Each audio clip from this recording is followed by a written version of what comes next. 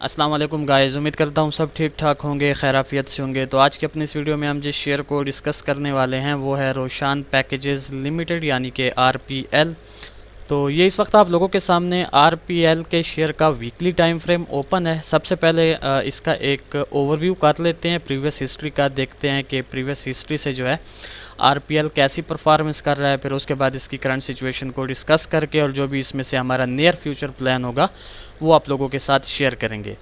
अच्छा जी, तो मैं बेसिकली इस पॉइंट से अपने एनालिसिस का आगाज़ करूंगा। investing.com चार्ट पर आरपीएल का जो डेटा अवेलेबल है वो 2017 दूसरे महीने से है। इट मींस कि ये मेरे ख्याल में स्टॉक एक्सचेंज पर जब लॉन्च हुआ तो वो 2017 दूसरे महीने का साल था। तो बहरहाल जब ये लॉन्च हुआ तब इसकी जो प्राइस थी वो 64 रुपीज़ के आसपास ये ट्रेड हो रहा था। और जैसे ही इसकी लॉन्चिंग हुई इसमें काफ़ी स्ट्रांग सेलर्स ने एंट्री ली और सेलर्स जो है इसे सीधा ले आए तकरीबन 10.5 रुपीज़ तक। मींस के इसका जो अब तक का ऑल टाइम हाई है वो इसका वहीं ओपन है 65 रुपीज़ वाला, और जो इसका ऑल टाइम लो है वो 10.5 रुपीज़ वाला लेवल है। तो इसने जब ये लो क्रिएट किया तब था 2019 8वें महीने का साल। तो जैसे ही इसने ये लो क्रिएट किया इसमें जो है फिर बायर्स की एक्टिविटी हमें देखने को मिली और बायर्स इसे ले गए सीधा 47 रुपीज़ के लेवल तक। मींस के जब से ये लॉन्च हुआ उसके बाद से इसमें जस्ट हमें सेलर्स की एक्टिविटी ही देखने को मिल रही थी। बट 2019 8वें महीने के बाद अपना एक ऑल टाइम लो क्रिएट करने के बाद हमें फ़र्स्ट टाइम जो है इसमें बायर्स की एक्टिविटी देखने को मिली। तो 47 रुपीज़ का हाई लगाने के बाद फिर जो है इसमें सेलर्स ने अगेन एंट्री ली और सेलर्स इसे स्टिल अभी तक जो है वो डाउन साइड की तरफ ही लेके आ रहे हैं। रिसेंटली ही यहाँ पर एक काफ़ी इंटरेस्टिंग चीज़ आरपीएल ने क्रिएट की है कि रिसेंटली ही इसने अपने इस ऑल टाइम लो को ब्रेक किया और अपना एक न्यू ऑल टाइम लो क्रिएट किया जो कि 8.75 रुपीज़ वाला लेवल है। तो मीन्स कि ये इसका एक न्यू ऑल टाइम लो है। मींस कि अगर इसको एक ओवरऑल बिग पिक्चर में देखा जाए तो मेरे ख्याल से ये अपनी एक तीसरी लेग ही फॉर्म कर रहा है, जो कि मुझे लगता है कि शायद इस एरिया पर फॉर्म हो चुकी है या होने वाली है। ठीक हो गया। अच्छा जी, तो अब चलते हैं इसके करंट सिचुएशन पर कि अब ये करंट सिचुएशन में कैसे परफॉर्म कर रहा है। तो एक तो इसमें ये काफ़ी स्ट्रांग इसकी ट्रेंड लाइन जो है वो क्रिएट हो रही थी, जिसको ऑलमोस्ट 4 to 5 टाइम्स जो है काफ़ी स्ट्रांगली एज अ रेजिस्टेंस ये रेस्पेक्ट करते हुए डाउन साइड की तरफ आ रहा था। बट रिसेंटली इस एरिया पर अगर आप लोग देखें तो इसने इस अपनी काफ़ी स्ट्रांग रेजिस्टेंस ट्रेंड लाइन को इस एरिया पर ब्रेक कर दिया है। और ब्रेक करने के बाद अब जहाँ पर ये ठहरा हुआ है वो मेरे ख्याल से 11.95 यानी 12 रुपीज़ के आसपास का लेवल है। उसके अलावा इसमें कुछ इसके लेवल्स क्रिएट हो रहे हैं शॉर्ट टर्म के लिए। एक इसका 17.5 रुपीज़ वाला काफ़ी स्ट्रांग रेजिस्टेंस क्रिएट हो रहा है। उससे पहले इसका एक 15.5 रुपीज़ वाला नियर और काफ़ी मेजर रेजिस्टेंस क्रिएट हो रहा है। इसी तरह इसमें जो इसका सपोर्ट क्रिएट हो रहा है वो इसका ऑल टाइम लो वाला सपोर्ट है जो कि 9.5 रुपीज़ वाला लेवल है, और ये इसका सबसे मेजर सपोर्ट है क्योंकि इससे नीचे हमें एज सच कोई एक्स्ट्रा सपोर्ट देखने को नहीं मिल रहा है। तो दैट्स वाई ये इसका सबसे मेजर सपोर्ट है। अच्छा, अब थोड़ा सा आप लोग इस एरिया को अगर एनालाइज करें तो यहाँ पर इसने एक चीज़ जो है वो एक्स्ट्रा की है जो कि बाय साइड की फेवर में है कि यहाँ से अगर आप लोग देखें तो ये काफ़ी स्ट्रांग इसकी एक लेग डाउन साइड की तरफ आई थी। थोड़ा सा हमें अप साइड की मूव देखने के बाद अगेन हमें एक डाउन साइड की जो है वो लेग देखने को मिली और इसने इस एरिया पर almost double bottom type situation create की। उसके बाद फिर जो है ये अगेन अपनी इस मेजर ट्रेंड लाइन तक गया, रेजिस्टेंस वाली जो इसकी ट्रेंड लाइन थी। उसके बाद आप लोग देख सकते हैं कि सेलर्स ने इसमें काफ़ी स्ट्रांग जो है वो एंट्री ली। सेलर्स इसे अपनी इस मेजर सपोर्ट तक ले आए। इस सपोर्ट का जो लो था वो बेसिकली 9.08 वाला लेवल था। तो इस एरिया पर इन्होंने यहाँ पर एक ट्रिकी सिचुएशन क्रिएट की बायर्स ने। यहाँ पर इन्होंने सेलर्स को एंटर होने दिया, एक ब्रेकआउट की सूरत बनाकर फेक आउट में कन्वर्ट किया। यहाँ पर जितने भी स्टॉप लॉसेस थे बायर्स के उनको यहाँ पर इन्होंने हिट किया यानी लिक्विडिटी स्वीप की। और उसके बाद काफ़ी स्ट्रांग बायर्स ने एंट्री ली और अपनी इस मेजर ट्रेंड लाइन को ब्रेक किया। और ब्रेक करने के बाद जो सबसे मेन चीज़ है, ये जो इसका हाई था 12.54 रुपीज़ वाला, इसको जो है इस स्ट्रक्चर ने यहाँ पर ब्रेक कर दिया।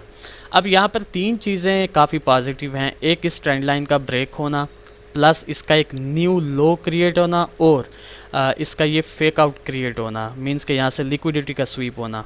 और जो थर्ड चीज़ इसमें पॉजिटिव है वो ये है कि प्रीवियस हाई को जो है ब्रेक करना। तो ये जो तीनों पोजीशंस यहाँ पर बन रही हैं ये मुझे काफ़ी जो है अट्रैक्टिव लग रही हैं बाई साइड की फेवर में। तो अब इन सारी सिचुएशंस को डिस्कस करने के बाद आरपीएल में से हम नियर फ्यूचर जो है वो कैसी मूव एक्सपेक्ट कर सकते हैं। तो हमें पता है कि ये ट्रेड हो रहा है 11.95 यानी कि 12 रुपीज़ के लेवल के आसपास। इसमें जो इसका सबसे मेजर सपोर्ट है वो 9.5 वाला है और इसका जहाँ पर रेजिस्टेंस ठहरा है वो 15.5 वाला लेवल है।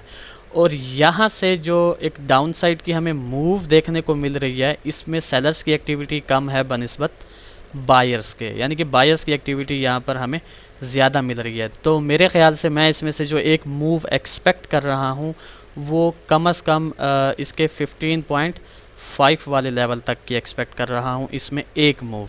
ठीक हो गया। और फिर 15.5 पर हो सकता है कि शायद हमें ये थोड़ी सी एक डाउन साइड की मूव दिखाए। उसकी वजह ये है क्योंकि मैं जस्ट आपको एक फ्यूचर प्रेडिक्शन दे रहा हूँ कि फिर हो सकता है कि यहाँ पर ये एक किस्म का चैनल क्रिएट करे। तो एवरीथिंग इज़ पॉसिबल।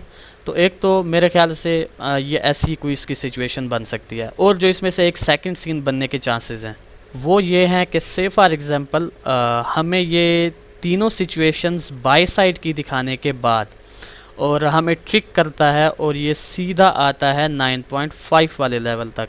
तो हमारी जो फर्स्ट प्रायोरिटी होती है हमने बोथ साइड्स को कंसीडर करके अपनी स्ट्रेटजी को प्लान करना होता है और सबसे मेन चीज़ हमने अपनी इन्वेस्टमेंट को प्लस अपनी स्किन को सेव करना होता है। ये हमारी फर्स्ट प्रायोरिटी होती है। तो इन केस अगर ये 9.5 वाले लेवल तक आता है तो फिर 9.5 वाले लेवल से मैं इसको लाजमी जो है 13 रुपीज़ के लेवल तक एक तो एक्सपेक्ट कर रहा हूँ, यानी कि इस स्ट्रक्चर तक इसमें से पहली मूव मैं यहाँ तक एक्सपेक्ट कर रहा हूँ और जो इसकी दूसरी मूव एक्सपेक्ट कर रहा हूँ वो 15.5 वाले लेवल तक कर रहा हूँ। ठीक हो गया। तो यहाँ पर एक चीज़ आप लोगों के माइंड में होनी चाहिए कि इसका जो एक ओवरऑल ट्रेंड प्रीवियस हिस्ट्री से चलता हुआ आ रहा है वो इसका एक डाउन ट्रेंड है, एक चीज़। सेकंड चीज़ कि अगर आप लोग इसको ओवरऑल इसकी बिग पिक्चर देखें तो जैसे कि मैंने अभी आप लोगों के साथ डिस्कस भी किया कि ये अपनी एक तीसरी लेग फॉर्म कर रहा है और तीसरी लेग में इसने अपना ऑल टाइम लो भी ब्रेक कर दिया है प्लस अपनी इस मेजर ट्रेंड लाइन को भी ब्रेक कर दिया है। तो मेरे ख़्याल से जो मैं इसमें से दो पॉसिबिलिटीज़ एक्सपेक्ट कर रहा हूँ वो मैं आप लोगों के साथ शेयर कर चुका हूँ और जो मैं एक्सपेक्ट कर रहा हूँ इसमें वो ये है कि शायद ये अपने इसी लेवल पर अपना एक बॉटम क्रिएट करके हमें थोड़ी सी अपसाइड की मूव दिखाए।